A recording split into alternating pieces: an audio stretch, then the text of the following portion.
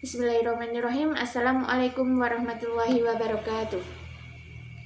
Terima kasih kepada Bapak Dosen Afga Sidik Rifai selaku dosen mata kuliah metode penulisan karya tulis ilmiah atas kesempatannya sehingga saya dapat mempresentasikan seminar proposal skripsi saya dengan judul Pengaruh Kreativitas Guru dalam Pembelajaran Daring terhadap Minat Belajar dan Prestasi Belajar Siswa, studi pada mata pelajaran Akidah Akhlak kelas 10 di SMK Muhammadiyah Kota Magelang. Ada beberapa pokok pembahasan atau poin-poin yang akan saya bahas, yaitu yang pertama tentang latar belakang masalah, kemudian batasan masalah, rumusan masalah, dan tujuan serta kegunaan penelitian. Pada bab 2 akan ada beberapa teori yang saya bahas terkait tentang judul yang saya angkat, yaitu melingkupi kreativitas, teori tentang pembelajaran daring, teori tentang mata pelajaran akidah akhlak, selanjutnya teori tentang minat belajar, dan yang terakhir teori tentang prestasi belajar. Pada bab 2 ini selain tentang kajian teori akan saya sampaikan mengenai penelitian terdahulu, kemudian kerangka berpikir, dan yang terakhir tentang hipotesis. Kemudian pada bab 3 akan saya jelaskan tentang jenis dan metode penelitian yang saya pilih, kemudian definisi operasional, populasi dan sampel, jenis dan sumber data, teknik pengumpulan data, uji instrumen, serta teknik analisis data. Langsung saja pada pembahasan pokok yang pertama, yaitu latar belakang masalah. Alasan saya mengambil judul Pengaruh Kreativitas Guru dalam Pembelajaran Daring terhadap Minat Belajar dan Prestasi Belajar Siswa adalah dilatar belakangi oleh karena tujuan pokok dari pelaksanaan pendidikan itu merupakan sebuah usaha untuk membantu siswa memahami materi apa yang akan disampaikan sehingga dapat menjadi bekal bagi seorang siswa untuk menghadapi kehidupan di masa yang mendatang. Dalam kegiatan belajar ini sangat diperlukan peranan atau perantara dari seorang guru atau pendidik sebagai pengendali di kelas, sehingga kreativitas guru dalam kegiatan belajar mengajar ini sangat diperlukan. Kemudian sayangnya semenjak akhir tahun 2019 dunia digegerkan oleh adanya berita COVID-19.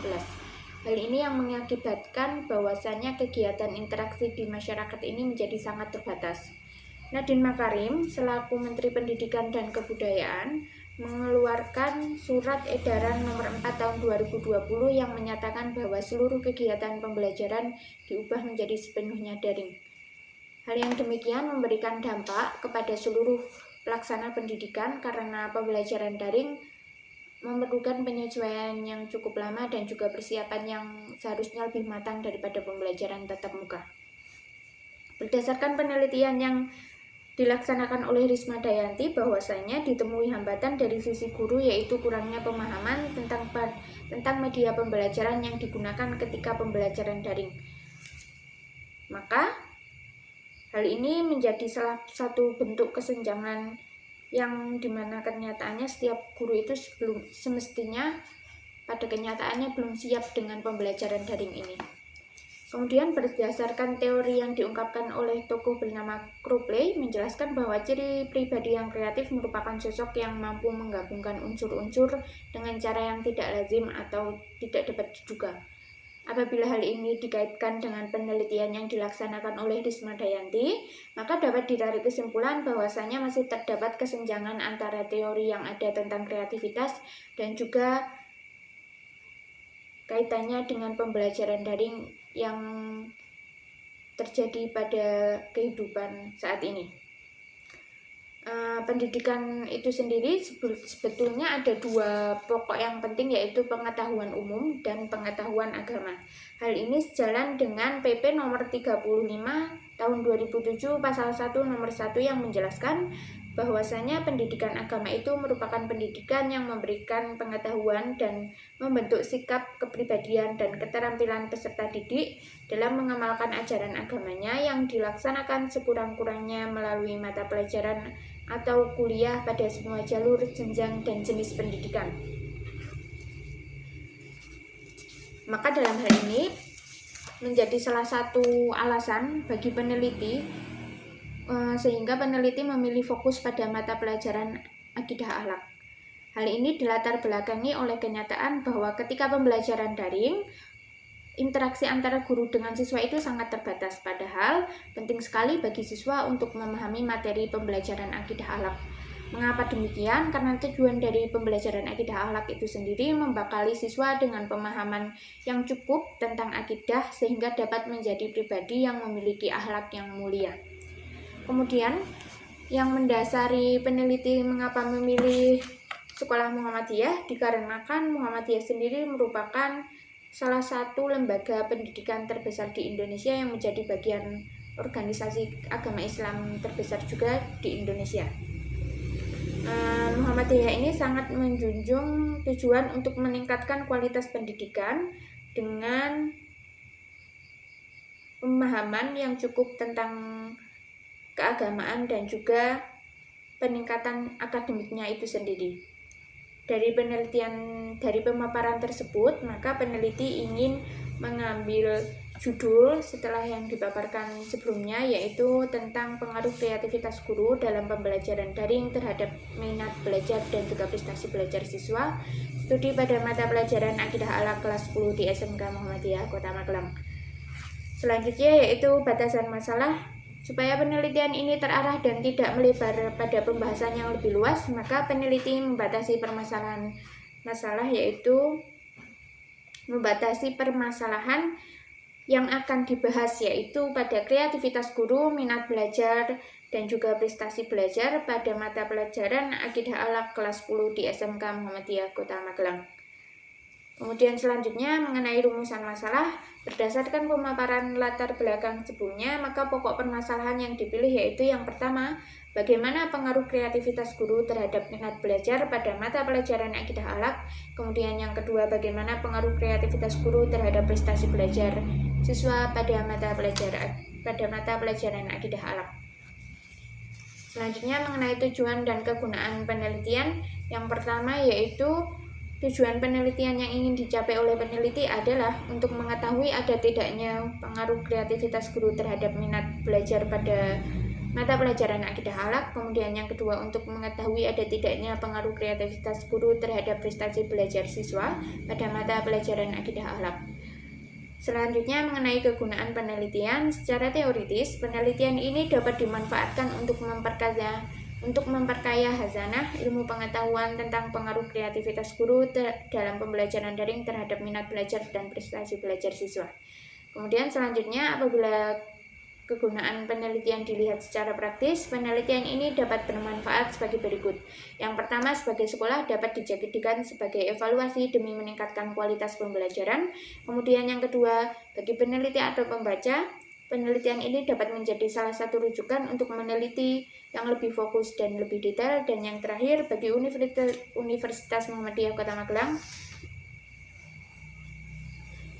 bagi Universitas Muhammadiyah Magelang, kegunaan penelitian ini adalah untuk memperkaya ilmu pengetahuan dalam bidang pendidikan agama Islam. Setelah saya memaparkan hasil dari bab 1 yang saya tulis, kemudian selanjutnya mengenai bab 2. Yang pertama ada kajian teori tentang kreativitas. Di sini saya mengambil teori, definisi yang diungkapkan oleh seorang tokoh bernama Baron yang mendefinisikan sebuah kreativitas ini sebagai sebuah produk. Beliau menerangkan bahwasanya kreativitas merupakan kemampuan untuk menghasilkan atau menciptakan sesuatu yang baru. Kemudian, seorang tokoh bernama Crowley memberikan teori bahwasanya perilaku yang kreatif itu memerlukan kombinasi antara ciri-ciri psikologis yang berinteraksi sebagai berikut. Nah, bentuk kreativitas itu merupakan sebuah hasil berpikir konvergen yang digunakan untuk memperoleh pengetahuan dan mengembangkan keterampilan yang dimilikinya. Selanjutnya, setelah teori tentang kreativitas adalah definisi dari kreativitas guru itu sendiri, yaitu merupakan sebuah kemampuan yang dimiliki oleh guru dalam menciptakan ide-ide atau gagasan baru untuk membuat sebuah metode atau media pembelajaran yang kreatif. Kemudian mengenai indikator kreativitas guru yang saya pilih melingkupi ide-ide baru, konsep baru, menemukan sesuatu yang baru, serta menghasilkan sesuatu yang baru. Selanjutnya mengenai pembelajaran daring adalah pembelajaran daring merupakan sebuah pembelajaran yang memerlukan penggunaan internet untuk melakukan akses materi belajar, serta untuk melakukan interaksi dengan materi, antara guru dengan pembelajaran itu sendiri. Kemudian untuk mendapatkan dukungan selama proses pembelajaran yang bertujuan untuk memperoleh pengetahuan, kemudian menciptakan pemahaman dan untuk berkembang dari pengalaman belajar yang ada. Selanjutnya, teori tentang mata pelajaran akidah akhlak. Mata pelajaran akidah akhlak merupakan sebuah mata pelajaran yang menitik beratkan pada ranah afektif, sehingga siswa dapat mengetahui, memahami, merenungi, melihat, dan mengaplikasikan mengenai pembelajaran akidah akhlak tersebut. Kemudian selanjutnya teori tentang minat belajar. Saya mengambil pengertian yang diungkapkan oleh seseorang tokoh bernama Sardiman yang mendefinisikan minat merupakan suatu kondisi yang terjadi apabila seorang melihat ciri-ciri kebutuhannya sendiri. Selanjutnya yaitu tentang ciri-ciri minat. Saya mengambil yang diungkapkan oleh seorang tokoh bernama Elizabeth Harlock. Dalam Susanto dijelaskan bahwa ciri-ciri minat ini ada 7. Yang pertama yaitu minat tumbuh bersama perkembangan fisik dan mental. Kemudian minat itu tergantung pada kegiatan belajar. Minat itu bergantung pada kesempatan belajar. Minat dipengaruhi oleh budaya. Minat berbobot emosional. Serta yang terakhir, minat berbobot egosentris.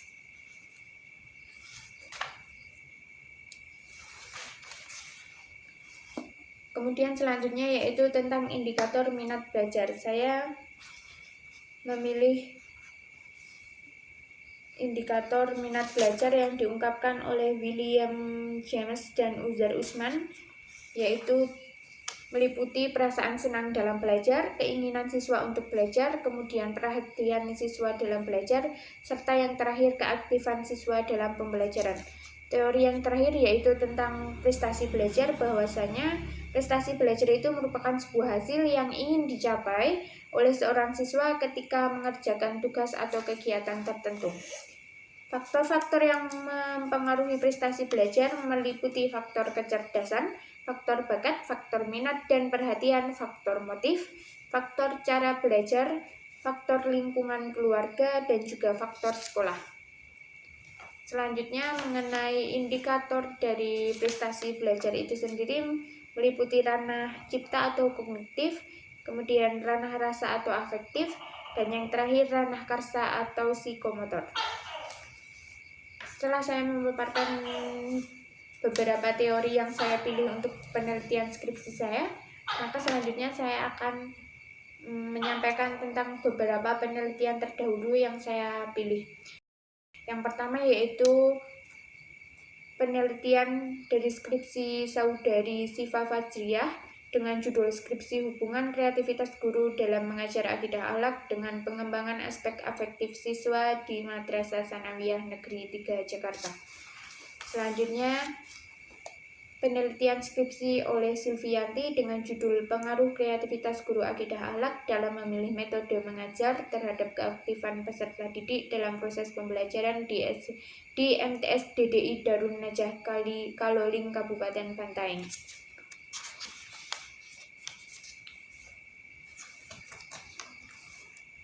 Penelitian nomor 3 yaitu skripsi yang dibuat oleh saudara Ahmad Rifai dengan judul skripsi pengaruh keterampilan mengajar guru akidah akhlak terhadap minat belajar siswa kelas 11 di Madrasah Aliyah Negeri 5 Sleman, Yogyakarta.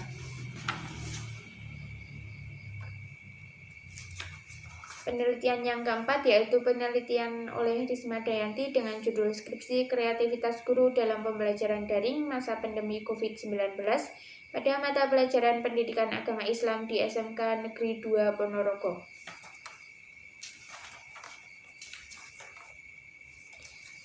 Selanjutnya, setelah saya menyampaikan beberapa penelitian terdahulu, saya akan menyampaikan tentang kerangka berpikir di mana saya akan membawa penelitian skripsi saya ini untuk mencari antara pengaruh guru dalam pembelajaran daring yang merupakan X1 kaitannya dengan minat belajar yang merupakan Y1. Kemudian yang kedua, saya akan membawa penelitian skripsi saya ini untuk mencari pengaruh antara kreativitas guru dalam pembelajaran daring sebagai X1 kepada prestasi belajar siswa sebagai Y2. Selanjutnya hipotesis yang saya angkat yaitu hipotesis alternatifnya adalah adanya hubungan yang signifikan antara variabel bebas atau X1 dengan variabel terikat atau Y1 dan Y2. Kemudian H0-nya adalah tidak ada hubungan yang signifikan antara variabel bebas dengan variabel terikat. Maka, dalam penelitian ini saya selaku peneliti mendapatkan beberapa hipotesis alternatif, yaitu hipotesis alternatif yang pertama, bahwasanya ada hubungan yang signifikan antara kreativitas guru dengan minat belajar siswa kelas 10 pada mata pelajaran akidah akhlak. Kemudian yang kedua, adanya hubungan yang signifikan antara kreativitas guru dengan prestasi siswa kelas 10 pada mata pelajaran akidah akhlak. Dan yang ketiga, adanya hubungan yang signifikan antara kreativitas guru dengan minat belajar dan kreativitas guru dengan prestasi belajar pada kelas 10 pada mata pelajaran akidah akhlak.